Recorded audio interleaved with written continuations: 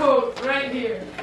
Did you know it's illegal for a city government to pass a law that protects the community's health and welfare from corporate harm? In other words, Stephen's point, to not pass a law to protect us from corporations and the shit that they pull on communities, pollution, injustices, all the terrible things. So that's kind of a really provocative quote that we want to start with, and we're going to pull up this timeline. We're going to show you about the stuff that we learned this weekend. We went to this amazing workshop, Sarah and I. It was a community rights network, and it's a really cool new form of activism. So we're going to talk to you about that and how corporations have been claimed as people for 200 years. They've been working on it for 200 years, right? They've been working on it. Sneaky.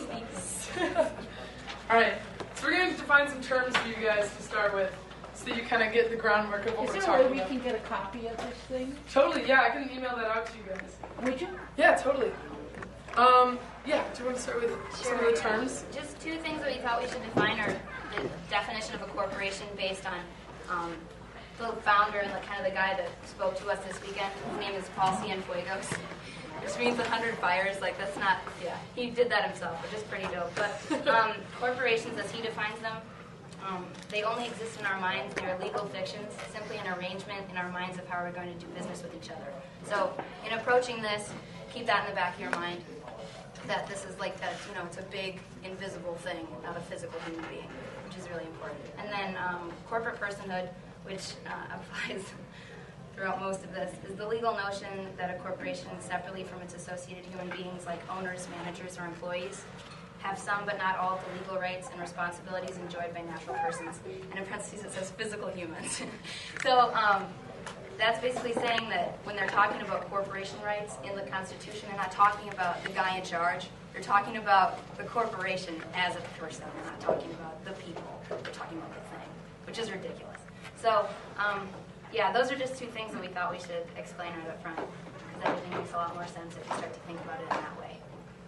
Right, so definitely remember, yeah, corporations are legal fictions, which is kind of crazy to think about, because these fictions are governing our lives on a daily basis, and it helps to put them in context of local things that are affecting us. So if you want to keep things like Enbridge in mind throughout this meeting, feel free to do so. So we're gonna talk a little bit about the Supreme Court quick, because this is really interesting how they work.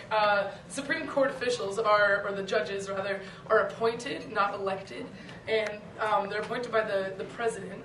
And then they're nominated by the president, confirmed by the Senate. So already we're off to a bad start, right? So they're not democratically elected by us. So the president's choosing who's going to be making the supreme decisions. The Supreme Court deemed themselves supreme. Yeah. At one point. That was never democratically decided. They decided in a court case that they were the supreme judgment of the United States. So no one democratically decided that was true, and every decision made on this board comes from the Supreme Court. So essentially every decision on here goes back to, not democracy. It goes back to the Supreme Court deciding for itself that it was going to supremely decide. Yeah, definitely keep that in mind when you hear these court cases. It'll start to all make sense when you realize how absurd this timeline is. This timeline was actually made by this woman who was a costume designer, and she started to find out about kind of corporate personhood throughout history, because this starts all the way back in 1772.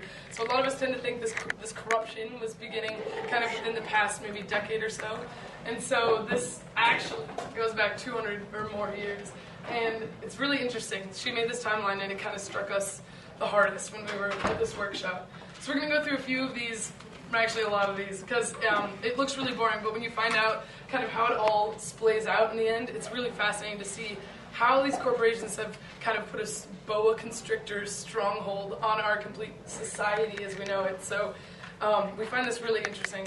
Hopefully you guys will too. So we want to start with a little quote that's right here. 3 words that are not found in the Constitution: slavery, democracy, and corporation. Not found in our Constitution, yet 3 huge, almost keystones of what we know our history to be. So that's already pretty striking, right? And starting from that, I guess we want to jump into Marbury versus Madison. This was 1803.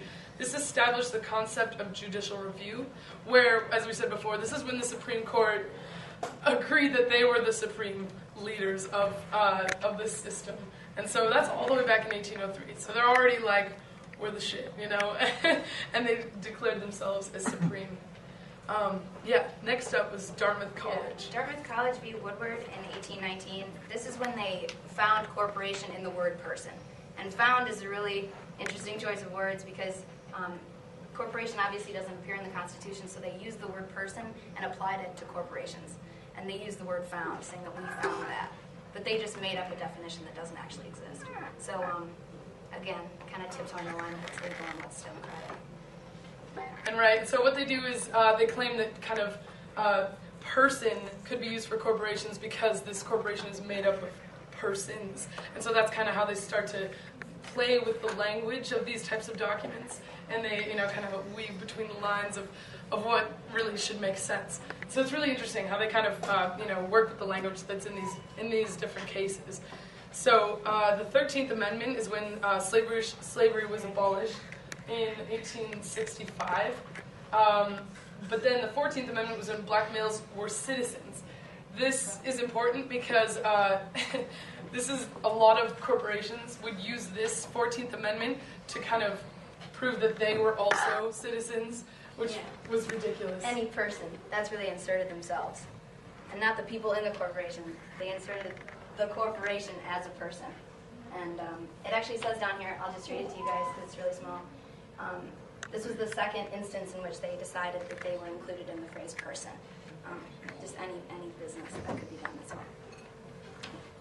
Yeah, it's really interesting. So you can already see how they're trying to morph the words to work for them. And by gaining these personhood rights, they're getting a lot more privileges in society. And so it kind of keeps going on.